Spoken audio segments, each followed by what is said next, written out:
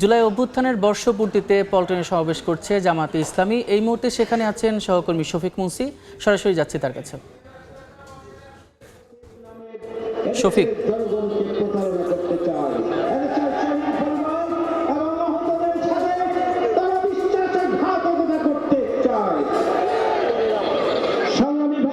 বাংলাদেশ জামায়াতে ইসলামী আয়োজিত আজকের এই গণঅভ্যুত্থানের বর্ষপূর্তি উপলক্ষে রাজধানীর পল্টন ময়দানে দলটির ঢাকা মহানগরীর দক্ষিণ শাখার আয়োজনে একটি সমাবেশ চলছে এখন, এবং এই সমাবেশের প্রধান অতিথি হিসেবে উপস্থিত হয়েছেন বাংলাদেশ জামায়াতে ইসলামের সেক্রেটারি জেনারেল মিয়া গোলাম পরোয়ার। আমরা যেটা দেখতে পাচ্ছি যে এই পল্টন মোড় থেকে শুরু করে কাকরাইল পর্যন্ত একদম পুরো এই সড়কটি লোকারণ্য হয়ে গেছে। তারা কিন্তু তাদের দলীয় প্রতীক, বাংলাদেশের জাতীয় পতাকা সহ বিভিন্ন তাদের দলীয় প্লাকার্ড, দলীয় পতাকা এগুলো নিয়ে কিন্তু এই সমাবেশ স্থলে উপস্থিত হয়েছেন। এবং সকাল 10টা থেকে শুরু হওয়া এই সমাবেশে দলটির বিভিন্ন পর্যায়ের নেতৃবৃন্দ বক্তব্য রেখেছেন।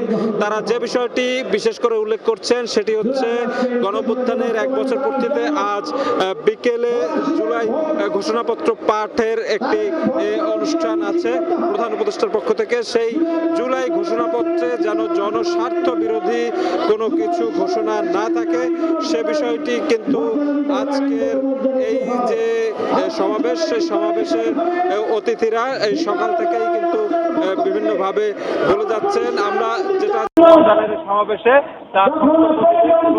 আমরা যে বিষয়টি আসলে বাংলাদেশ জানাচ্ছিলেন ভাবে কর্মসূচি পালন করতে পারবে, এটি আসলে তাদের অনেকের কাছে একটা গল্প বিষয় ছিল। তারা সবসময় যে বিষয়টি কায়েম থাকে, একই সাথে প্রত্যেক দল